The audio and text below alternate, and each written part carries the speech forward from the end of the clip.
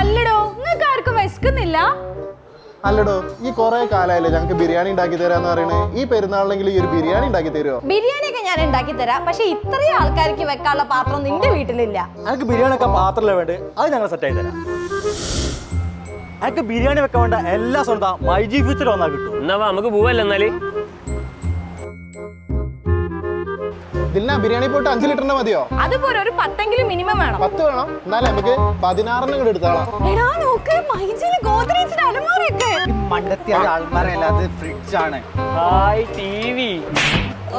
T V എടുക്കാനാണ് ഇവിടെ വന്ന്, ബിരിയാണിന്റെ സാധനം വാങ്ങാനല്ലേ. എനിക്ക് ഫ്രൈ പാൻ ചെറുതാണോ വലുതാണോ വേണ്ടത്, ഏത് സൈസിലുള്ളതും മൈജിയിലുണ്ട്.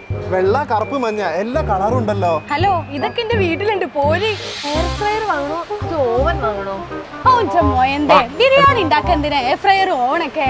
എന്നാ പിന്നെ ഇൻഡക്ഷൻ അങ്ങോട്ട് എടുക്കാം. ഒരു സാധനം വാങ്ങാൻ വന്നതാ, ഓഫർ കൊണ്ട് ഇതിപ്പോ എത്ര സാധനം എടുത്തിട്ടാ